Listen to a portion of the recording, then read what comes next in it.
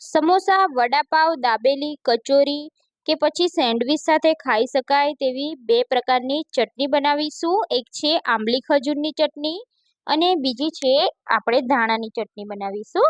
તો ચાલો જોઈ લઈએ. તો અહીંયા આપણે આંબલીની ચટણી બનાવવા માટે સૌપ્રથમ આપણે એક પેનમાં 1 કપ જેટલું પાણી લેવાનું છે. તેમાં આપણે 2 ચમચી ખાંડ એડ કરી દઈશું. સાથે મેં 1/4 કપ જેટલો ગોળ એડ કર્યો છે અને 1/4 કપ જેટલી આંબલીને મેં 15 મિનિટ પહેલા પલાળી લીધી હતી.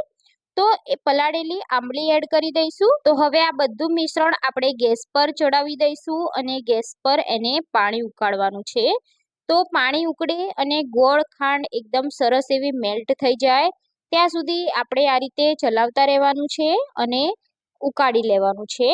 તો અહીંયા આપણી આ ચટણી તમે જોઈ શકો છો, એકદમ સરસ એવું પાણી ઉકળી ગયું છે, ગોળ પણ સરસ મેલ્ટ થઈ ગયો છે અને આંબલીનો પલ્પ પણ નીકળી ગયો છે, તમે જોઈ શકો છો. હવે આપણે વધારે આને ઉકાળવાની નથી, બસ હવે આપણે તેને નીચે ઉતારી લઈશું અને આપણે તેને ગાળી લેવાની છે. તો ગાળવા માટે મેં આ રીતની ગરણી લઈ લીધી છે. તેમાં આપણે આંબલીનો બધો જ પલ્પ રાખી દઈશું અને સરસ એવું ગાળી લઈશું. તો આ પલ્પને આપણે એકદમ સરસ એવો ચમચાથી હલાવી અને કાઢી લેવાનો છે, કેમ કે આંબલીનો બધો ટેસ્ટ આ પલ્પમાં જ હોય છે, એટલે આપણે આને આ રીતે મસળીને કાઢી લઈશું. તો અહીંયા મેં આંબલીનો બધો જ પલ્પ કાઢી લીધો છે. તો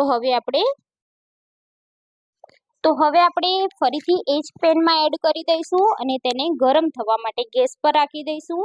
હવે આપણે ચટણીમાં એડ કરવા માટે એક સ્લરી બનાવવાની છે. તો એના માટે મેં 1 ચમચી જેટલો કોર્નફ્લોર લીધો છે. એમાં થોડુંક એવું પાણી એડ કરી આપણે એકદમ પતલી સ્લરી બનાવી લેવાની છે. આ સ્લરીથી આપણી ચટણીની કન્સિસ્ટન્સી એકદમ થીક થશે અને તેનો ટેસ્ટ પણ એકદમ બહાર જેવો આવશે. તો મેં અહીંયા આ રીતની સ્લરી બનાવી લીધી છે. અહીંયા આપણે આંબલીના પાણીને પણ ઉકળવા રાખી દીધું છે. તો એમાં થોડા મસાલા કરીશું. તો આપણે 1 ચપટી જેટલું મીઠું એડ કરીશું, 1 ચમચી ધાણા જીરું એડ કરીશું અને 1 ચમચી જેટલું આપણે કાશ્મીરી લાલ મરચું પાવડર એડ કરીશું. હવે આ પાણીને આપણે એકદમ સરસ એવું ઉકાળી લેવાનું છે. તો અહીંયા પાણી થોડું ઉકળે એટલે આપણે જે સ્લરી બનાવી છે તે એડ કરવાની છે. અહીંયા આપણું પાણી એકદમ સરસ એવું ઉકળી ગયું છે. હવે આપણે તેમાં સ્લરી એડ કરીશું. થોડું આપણે સ્લરીનું મિશ્રણ એડ કરતા જઈશું અને હલાવતા રહેવાનું છે. તો સ્લરી એડ કરતાં જ તમે જોઈ શકો છો કે ચટણીની કન્સિસ્ટન્સી કેટલી ગાઢી થઈ ગઈ છે અને જ્યારે આ ચટણી હજી પણ ઉકળશે એટલે વધારે ગાઢી થઈ જશે. તો અહીંયા તમે જોઈ શકો છો. હવે આપણે એક બોઇલ આવે ત્યાં સુધી તેને આપણે થવા દેવાની છે. તો અહીંયા આપણી ચટણી એકદમ સરસ એવી ઉકળી ગઈ છે અને ગાઢી પણ થઈ ગઈ છે, તમે જોઈ શકો છો.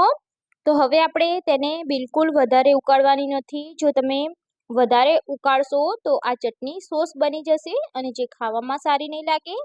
તો એની કન્સિસ્ટન્સી આપણે આટલી જ રાખવાની છે.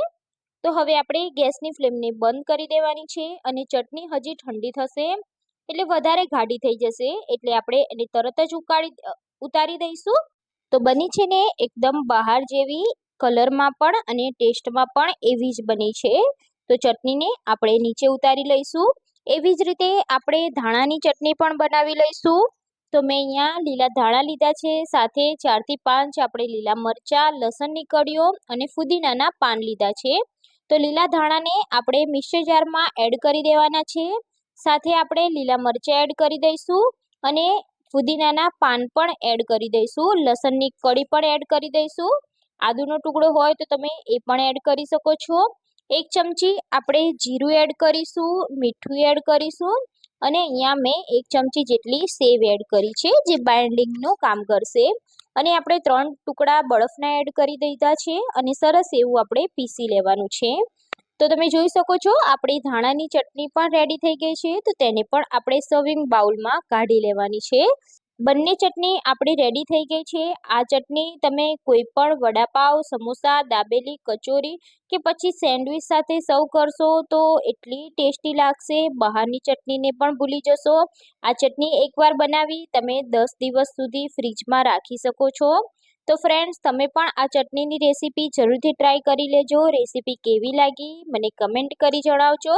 સારી લાગી હોય તો વિડીયોને તમારા ફ્રેન્ડ્સ ફેમિલી સાથે શેર કરજો. ચેનલ પર નવા હોય ચેનલને સબસ્ક્રાઈબ કરી દેજો. ફરી મળીશું ફ્રેન્ડ્સ.